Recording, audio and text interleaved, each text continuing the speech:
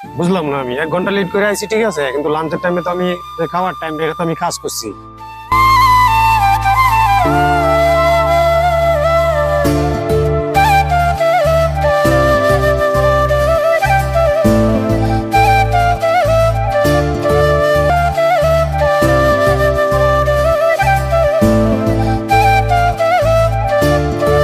কাজ হয় এত কামলা লাগাই তো এলাম বুঝলেন কি কাজ কাম ঠিক মতো করতে আছে। আবার আইসি কটা বাজে জানেন কে তো কয়টা বাজে? 8টা বাজে কামলা আইব, জমি ধরে কামলা আইসি কটা বাজে জানেন? 9টা বাজে আইসে কাম করতে।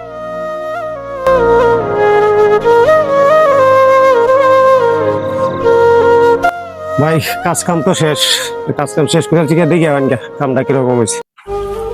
ভাই তাহলে টিয়া দেবেন, আমি মেয়েটা অসুস্থ, ডাক্তারের কাছে নিয়ে যাওয়ার লাগবো। যাক কাম যেহেতু শেষ করছস তোর তো টিয়া দেওয়ানি লাগবো, তোর মাইয়া অসুস্থ করে আছে। কিন্তু একটা কথা আছে আমার একটা, তোর টিয়া দিমু ঠিক আছে, তোর কিন্তু 500 টাকা হাজিরা, 1 ঘন্টা নাই, 1 ঘন্টা নাই গিয়া এই হিসাবে তোর আমি মনে কর 350 টাকা দিলাম, 150 টাকা নাই, ওই যে 350 টাকা নে, 350 টাকা পাইবি তুই। ভাই এনে 350 দিলাম, বুঝলাম না, আমি 1 ঘন্টা লেট করে আইছি ঠিক আছে, কিন্তু লাঞ্চের টাইমে তো আমি খাওয়ার টাইম এটা তো আমি কাজ করছি, যেভাবে আমি লস নাও। এত কথা কস কে? তুই আইসস লেট করে আবার বড় গলায় কথা কইতাছ। সে টিয়া দিছি এটা লুয়ে জায়গা, টিয়া দিছি তোরা ন্যায্য পাওনা দিছি, এত নীতি কথা দে আমার সংসার চলতো না, নীতি কথা কইবার আইসস, টিয়া যা পাইবে তাই দিছি।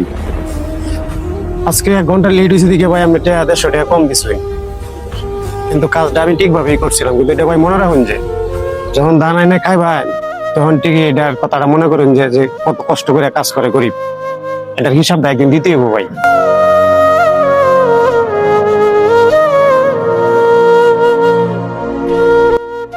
আসলে তো ঠিকই কইছে, আমরা আসলে গরিবের মন বুঝি না, গরিব মানুষের অনেক অবহেলা করি। গরিব মানুষ যে কি সমস্যা তাই, কোন সমস্যা কি প্রয়োজন এটা তো আর আমরা ফলো করি না। এই মাসুম দাঁড়া, টিয়া লয়ে যা। এ ভাই ডাকলেন গেল লাগি দেওয়ার।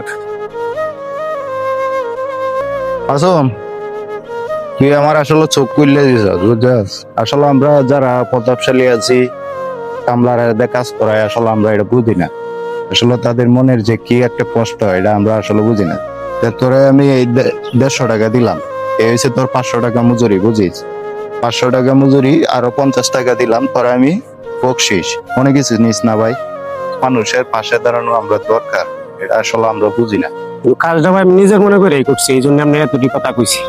গরিবের কষ্টের মূল্য কেউ বোঝে না ভাই, এই ঘাম জড়ানো যে কত কষ্ট, জমি থেকে চাষবাস করা, এটা সবাই বোঝে না ভাই। আচ্ছা ভাই ঠিক আছে, তাহলে ভালো থাকেন।